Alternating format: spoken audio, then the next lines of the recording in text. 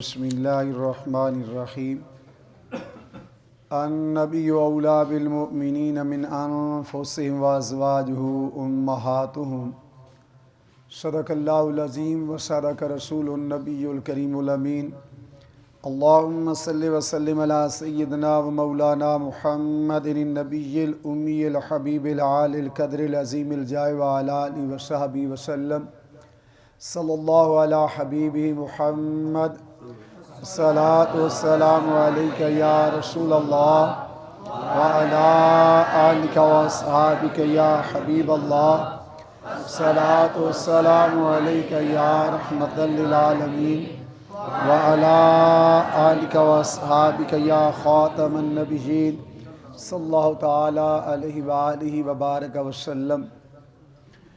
حاضرین محترم، ماہ رمضان مبارک ان بابرکت لمحات کے اندر ہمارا تذکرہ امہات المؤمنین، وہ مقدس ہستیاں جنہیں اللہ ذوالجلال نے فرمایا وَأَزْوَاجُهُ أُمَّهَاتُهُمْ، میرے نبی صلی اللہ علیہ وسلم کی بیوییں تمہاری مائیں ہیں۔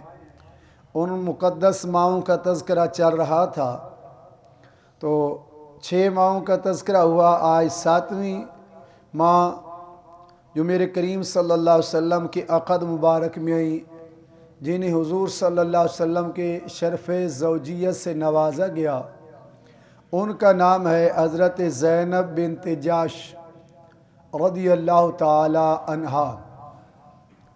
حضرت زینب بنت جاش رضی اللہ تعالی عنہا حضور نبی رحمت صلی اللہ علیہ وسلم کی پھپھو ذات ہیں، یعنی سکی پھوپھی کی بیٹی ہے۔ حضرت زینب بنت جاش اچھا، تو 7ویں یہ وہ عظیم ہماری ماں ہے۔ تو ایک دفعہ پیچھے سے دہراتے ہیں، پہلی ماں جو مومنوں کی ہے اس کا نام کیا ہے؟ ہاں بلند آواز سے نا، تاکہ پتہ یہ ریپیٹ ہوگا، مجھے دہرانے میں کوئی نہیں، لیکن جب آپ ساتھ دہرائیں گے تو پھر اس میں کچھ یاد کرنا، آپ کے سبب مجھے بھی یاد ہو جائے گا۔ پہلی ماں کا نام کیا ہے؟ آپ بالکل لکیر کے فقیر نہ بنے رہے۔ میں نے اگلے دن بھی بتایا، میں نے بچے سے پوچھا کہ تیرے ابو کا نام کیا؟ جی وہ پاپا ہے۔ تو کئی بڑا لطیفے کی بات ہوتی ہے۔ تو ایک دن بچہ مجھے کہنے لگا جی چھٹی چاہیے۔ تو کس کی؟ جی وہ کزن کی شادی، وہ جو میری ماما ہے نا، وہ جو میری ماما ہے ان کی ماما کی بیٹی کی شادی ہے۔ بچوں کو پڑھائیں اچھی بات ہے، لیکن کم از کم یہ رشتے بھی بتائیں کہ رشتہ کیا ہے۔ پہلی ماں کا نام کیا ہے؟ حضرت خدیجۃ الکبریٰ، ختیجہ نہیں ہے، خدیجۃ الکبریٰ رضی اللہ عنہا، رضی اللہ تعالی عنہا۔ دوسری مومنوں کی ماں کا نام کیا ہے؟ حضرت سودا بنت زمعہ، حضرت سودا بنت۔ بزرگوں کو تھوڑی سی گنجائش ہے لیکن طلباء کو گنجائش نہیں ہے، آپ بلند آواز سے۔ دوسری ماں کا نام کیا؟ حضرت سودا بنت رضی اللہ تعالی، ہاں رضی اللہ تعالی عنہ ساتھ لازمی بولنا ہے، یہی کام آنے ہمارے لفظ۔ تیسری مومنوں کی ماں، عظیم ماں، حضرت سیدہ عائشہ صدیقہ بنت حضرت ابوبکر صدیق رضی اللہ تعالی عنہما۔ چوتھی ماں کا نام کیا ہے؟ حضرت حفصہ بنت عمر فاروق رضی اللہ تعالی عنہما۔ اور 5ویں ماں کا نام کیا ہے؟ حضرت زینب بنت خزیمہ، حضرت زینب بنت خزیمہ۔ 2 زینب نام کی ہیں، حضرت زینب بنت خزیمہ رضی اللہ تعالی عنہا۔ اور 6ٹھی ماں کا نام کیا ہے جو کل گزرا ہے؟ حضرت ام سلمہ، حضرت ام سلمہ رضی اللہ تعالی عنہا۔ آج 7ویں ماں کا نام جو آیا وہ کیا ہے؟ حضرت زینب بنت جاش، حضرت زینب بنت جاش رضی اللہ تعالی عنہا۔ یہ وہ مقدس ماں ہے جو قریش خاندان کی تھی اور حضور صلی اللہ علیہ وسلم کی سکی پھوپھی، اور آپ کی یہ وہ پھوپھی تھی، یعنی حضرت عبداللہ اور حضرت زینب کی والدہ، یہ دونوں ماں اور باپ کی طرف سے سکے تھے۔ بسا اوقات ایسا ہوتا تھا نا کہ ماں کی طرف سے سکے نہیں ہوتے، باپ کی طرف سے، یہ باپ کی طرف سکے نہیں، ماں کی طرف سے، یہ دونوں ماں باپ کی طرف سے سکے تھے۔ یہ تو ابتدا میں حضرت عبداللہ بن جاش آپ کے بھائی، انہوں نے اسلام قبول کیا، اور ان کے تبلیغ پہ پھر آپ کی بہن حضرت زینب بنت جاش نے اسلام قبول کیا، اور انہوں نے ہجرت کی، مدینہ النبی آئے۔ اختصار سے اب یہاں بڑی حضرت زینب بنت جاش کو یہ اعزاز حاصل ہے کہ 11 ازواج میں سے سب سے پرتکلف جس کا ولیمہ کیا گیا وہ حضرت زینب بنت جاش ہے، یعنی عالی شان قسم کا جن کا ولیمہ کیا گیا۔ لیکن اس سے پہلے آپ کے نکاح سے اللہ رب العزت نے دور جہالت کی 2 رسومات بد جو ہیں ان کا بھی قلعہ کما کیا۔ عرب کے اندر دستور تھا، منہ بولا بیٹا جو ہے اسے حقیقی بیٹا تصور کیا جاتا تھا۔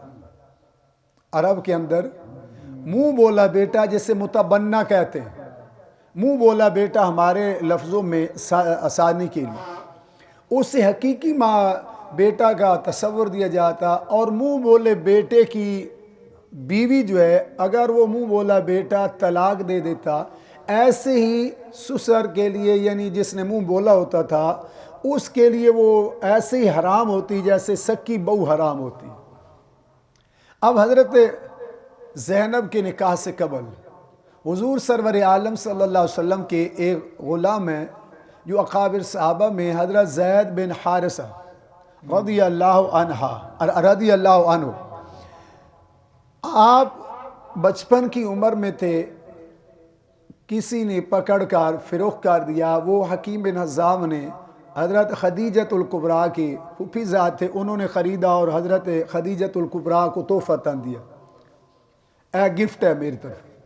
حضرت خدیجۃ الکبریٰ نے وہ زید رضی اللہ تعالیٰ عنہ جناب محمد رسول اللہ صلی اللہ علیہ وسلم کو دے دیے کہ میری طرف سے یہ آپ کو تحفہ ہے۔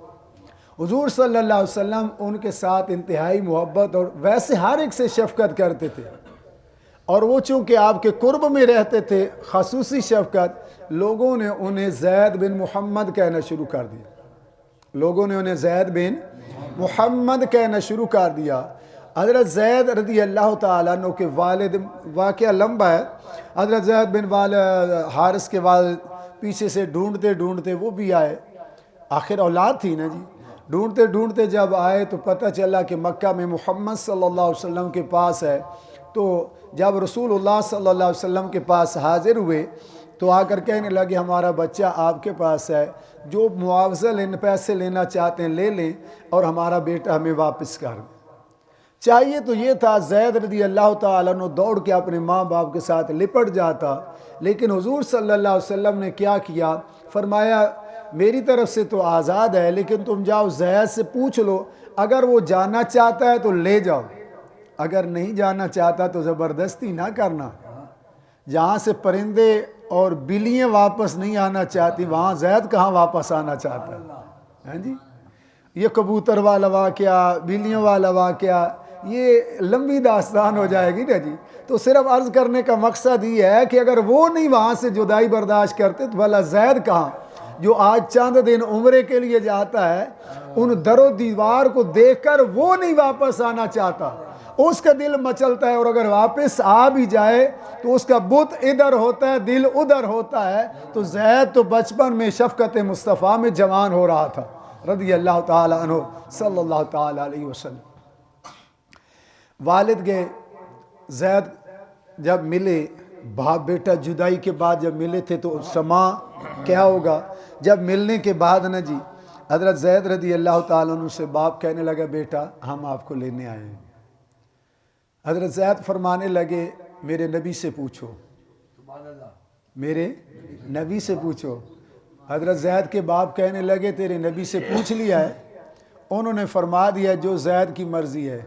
تو کہنے لگا اگر میرے نبی نے میری مرضی پہ چھوڑا ہے تو میں در مصطفیٰ چھوڑنا نہیں چاہتا، میں سارے رشتے قربان کر دیتا ہوں لیکن میں در مصطفیٰ کو چھوڑنا نہیں چاہتا۔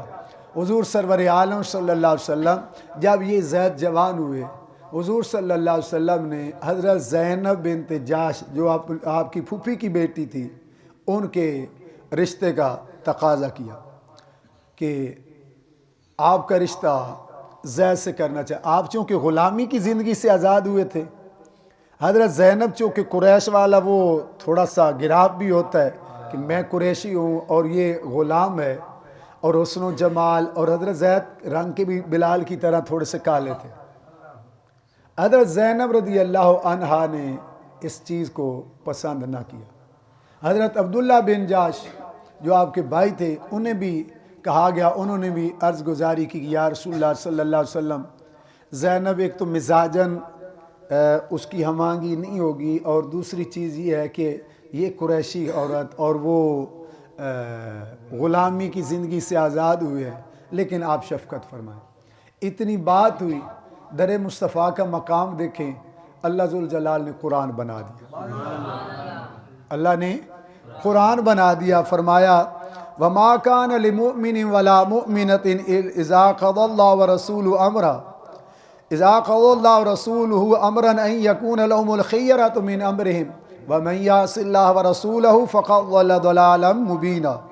سورہ احزاب کے اندر ہی اللہ بے نیاز نے فرمایا کہ کسی مومن مرد کسی مومن عورت کو یہ زیب نہیں دیتا کہ اللہ اور اس کا رسول حکم کر دے. ایک ہوتا ہے رائے دینا، ایک ہوتا ہے حکم کرنا. اذا قضى اللہ ورسولہ امرا، اللہ اور اس کا رسول حکم کرے، حالانکہ حکم تو رسول اللہ کر رہے تھے. تو پتہ چلا کہ رسول اللہ کا کہنا اللہ کا کہنا ہے، رسول اللہ کا حکم اللہ کا ہی حکم ہے. اذا قضى اللہ ورسولہ امرا، آج اللہ رسول کا نام اگر اکٹھا لے لیا جائے تو فوری شرک کا جو فتویٰ لگایا جاتا ہے. خدا کا واسطہ تھوڑا قرآن اگر پڑھ لیا جائے، جب فیصلہ کر دیں، جب اللہ اور اس کا رسول حکم کر دیں، ان یکون لہم الخیرۃ من امرہم، کون ہے جو اس حکم کے آگے رو گردانی کرے؟ اور جس نے کی نافرمانی اللہ کی اور اس کے رسول کی تو وہ دور کی کھلی گمراہی کے اندر ہے. یہ حکم نازل ہونے کی دیر تھی. جناب عبداللہ بن جاش اور جناب نے سر تسلیم خم کیا کہ ٹھیک ہے، ہم نے رشتہ دینے کو تیار ہے. تو جب ہاں ہو گئی، قربان جاؤں زید تیری قسمت پہ، مقدر پہ، جو دولہا مصطفیٰ کریم کے گھر سے بن رہا ہے، جن کے نکاح میرے رسول اللہ صلی اللہ علیہ وسلم خود پڑھا رہے ہیں، آپ نے نکاح پڑھا دیا. شاید اب یہاں بڑی غور طلب بات جو ہے، آج ہماری قوم اگر استخارہ کراتی ہے نا، استخارے کے بعد اگر رشتے کے اندر تھوڑی سی انبن ہو جاتی ہے تو پھر اکثر لوگوں کو شکوے کرتے سنا جناب استخارہ بھی کرایا تھا، فلاں صاحب سے بھی پوچھا تھا، لیکن پھر بھی یہ رشتہ ایک تمہاری میری مرضی ہے، ایک رائے ہے، ایک میرے اللہ کی قدرت ہے، اس کی اپنا ہر کام کے اندر حکمتیں ہوتی ہیں. جس حال میں وہ مالک رکھنا چاہتا ہے وہ اس کی ذات کو ہی علم ہے.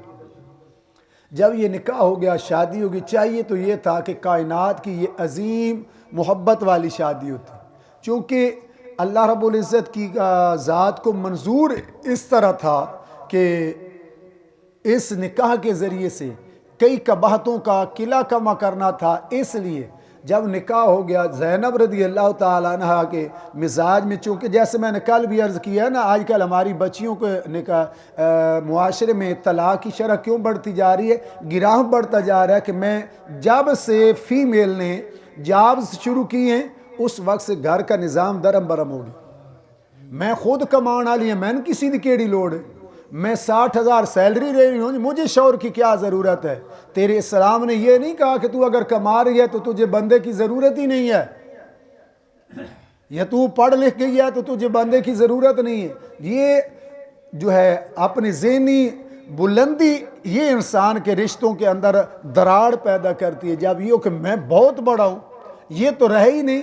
تو حضرت زینب رضی اللہ تعالی عنہ کے مزاج میں وہی بات پہلے والی رہی. حضرت زید رضی اللہ تعالیٰ عنہ چونکہ غلامی کی زندگی سے آزاد ہوئے تھے، آپ نے حتی الوسع کوشش کی کہ میرے آقا نے یہ رشتہ کرایا نبھ جائے، لیکن آپس میں بن نہ آئی. اور یہاں سے یہ بھی ہمیں سبق ملتا ہے کہ اگر ہمارے بچوں کے ذہنی ہم آہنگی نہ بن رہی ہو تو اس میں بزید نہیں ہونا چاہیے. پہلی چیز تو ہے کہ ذہنی ہم آہنگی پیدا کرنی چاہیے، اور وہ کب پیدا کرنی چاہیے اس بارے میں بھی عرض کر دوں. یہ عمر میں جو بچے بیٹھے نا، اس عمر میں ذہنی ہم آہنگی پیدا کی جاتی ہے. ہمارا ایک خام خیالی ہے کہ جب بچہ 30 سال کا ہو جائے اس ٹائم اس کی ذہنی ہم آگی، بیٹا میں تیری خالہ کے گھر رشتہ کرنے لگا ہوں یا ماموں کے گھر. اس ٹائم نہیں ہوتی، اصل اس عمر میں ذہنی ہم آہنگی ہے. آپ سوچیں گے جی وہ کیسے؟ وجہ یہ ہے اس عمر میں ہم انہیں پیار کے رشتے بتائیں گے. تیرے چاچے کا تیرے ساتھ رشتہ کیا ہے، تیرے مامے کا رشتہ کیا ہے. ان بچوں کے سامنے ان مقدس رشتوں کی توہین نہیں کی جائے گی، ہجو نہیں کی جائے گی، بے عزتی نہیں کی جائے گی، ان کے عیب نہیں گنے جائیں گے. ان بچوں کے دلوں میں محبت اور پیار اور شفقت پیدا ہوگی. وہ شفقتیں بڑے ہو کر پروان چڑھے گی، ہمیں کہنا ہی نہیں پڑے گا، خود بخود ان کی ذہنی ہم آہنگی بن جائے گی. ہمارے معاشرے کا دستور کیا ہے؟ وہ یہ ہے کہ ہم اس عمر میں انہیں پاس بیٹھا کر نفرتیں بانٹتے ہیں. تیرے چاچے میرا سارا مال کھا گئے، میں نے بڑا کمایا تھا وہ کھا گئے. تیری پھوپھی نے میرے ساتھ یہ زیادتی کی، تیرے ماموں نے میرے ساتھ یہ زیادتی کی، تیرے جناب والا خالہ نے یہ زیادتی کی، فلاں نے. میں ایک جو ہے آب زمزم کے کنویں سے نہا کے آیا ہوں اور کعبے کے غلاف کو چھو کے آیا ہوں، باقی ساری دنیا پلیت ہے. میں ایک پاک ہوں، پاک کما، میں نے کما کر گویا سارا خاندان میں پالتا رہوں، یہ سارا خاندان ہی پلیت ہے. میں نے کئی لفظ ایسے سنے. اس عمر میں وہ آپ دیکھیں نا، مالٹے کا پودا یہ پہلے کھٹی ہوتی ہے. اب جب وہ کھٹی اتنی ہوتی ہے نا، اسے اوپر سے کاٹا جاتا ہے، ایسے کر کے اس کے اندر سے تھوڑا سا ٹک دیا جاتا ہے. اتنی ساری قلم ہوتی ہے جی، اسے اس کے اندر رکھ کے تھوڑا سا اوپر دھاگا اور پلاسٹک چڑھایا جاتا ہے. اب وہ بظاہر تو اتنی ساری ہے اور وہ اتنا ہے، بڑی غور طلب بات ہے. وہ اتنا پودا ہے اور یہ اتنی ہے. اتنی چیز جو ہے اس کی پوری جنس ہی بدل دیتی ہے، اس کا پورا مائنڈ ہی بدل دیتی ہے، اس کا پورا ٹیسٹ ہی بدل دیتی ہے. جو کھٹی تھی نہ کھانے کے قابل تھی وہ نیمبو بن گیا، جو کھٹی تھی نہ کھانے کے قابل ہے وہ جناب والا کنو بن گیا، جو کھٹی تھی نہ کھانے کے قابل تھی وہ موسمی بن گیا، فیوٹر بن گیا، سنگترا بن گیا. جس کی وہ قلم لگائیں گے نا جی، وہی اندر سے نکلے گی. اب امید ہے یہ بات سمجھنے میں آسانی ہو جائے گی. یہ پودے اب تھوڑی سی اب یاری پہ ہیں، ان کو اب جو ہم نے پیوند لگانا ہے وہی بڑے ہو کر ٹیسٹ انہوں نے دینا ہے. اب پیوند لگانے کی چاہے استاد ہے، چاہے پیر ہے، چاہے ماں ہے، چاہے باپ ہے، اس وقت ان کے اندر محبتیں بانٹنے کا وقت ہے، نفرتیں بانٹنے کا وقت نہیں.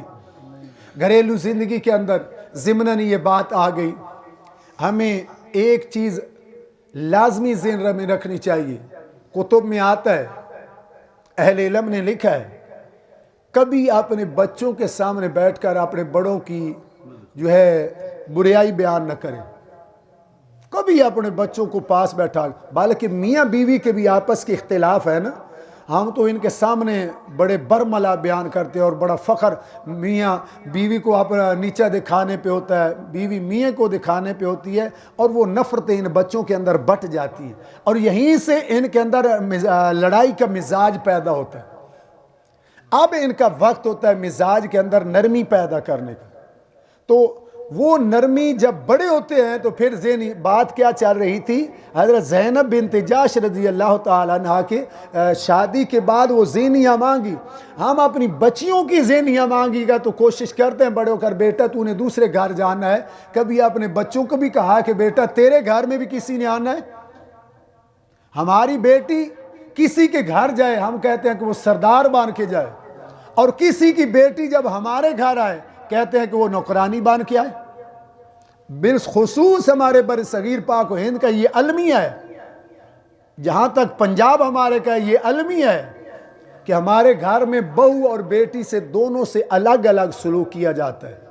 بیٹی سے شہزادی، وہ اگلے دن ایک دوست سنا رہے تھے کہ ایک شخص تھا، اس کی بیٹی آئی گھر، ماں نے پوچھا بیٹا سنا کیسے؟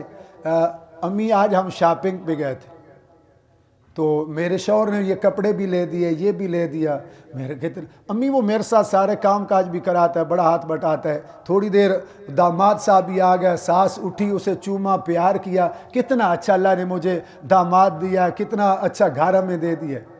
اسی اسنا میں ابھی بیٹھی تھی نا، تو بہو جو ہے وہ کچن میں کام کر رہی تھی، تو اس کا میاں آیا، یعنی اس خاتون کا بیٹا آیا. اس نے کچھ پانی کا گلاس بھر کے دے دیا، یا اس کے ساتھ کھڑا ہو گیا کچن میں. اوے رن مرید، تو ادھر کیا کر رہا ہے؟ یہ اس کے ہاتھ ٹوٹے ہوئے، یہ نہیں کر سکتی، تو آجا بیٹھ جا ادھر. اپنی بیٹی کا تو بہت اچھا داماد ملا ہے، لیکن یاد رکھیں کسی کی بیٹی کو خوشی دو گے تمہاری بیٹیوں کو رب خوشیاں دے گا. کسی کی بیٹی کو آرام دو گے اللہ تمہاری بیٹیوں کو آرام دے گا. کسی کی بیٹی کو سکون دو گے اللہ تمہاری بیٹیوں کو سکون دے گا. اگر کسی کی بیٹی کا جینا حرام تم کرو گے تمہاری بیٹیوں کی زندگی سے اللہ سکون چھین لے گا. یہ کسی کی بیٹی نہیں ہوتی. حالانکہ اگر دیکھا جائے میرے والد صاحب حالانکہ ان پڑھ بھی ہیں، لیکن وہ کہتے ہیں کہ بیٹی سے ڈبل بیٹی اگر ہے تو وہ بہو ہے. بیٹی سے ڈبل بیٹی اگر ہے تو وہ بہو ہے، جس نے گھر کا نظام چلانا ہے اور سارا ہماری زندگی ہمارے ساتھ چلنا ہے. اللہ ہم سب کے گھروں کے اندر ہر ایک کی بیٹیوں کو نصیب بہتر فرمائے. آج کا سبق یہیں پہ روکتے ہیں چونکہ ٹائم کافی ہو گیا. بقیہ حصہ انشاءاللہ اس کا کل عرض کریں گے. اللہ ہم سب کو عمل کی توفیق دے اور ہمارے بچوں کو بچیوں کے نصیب بہتر فرمائے.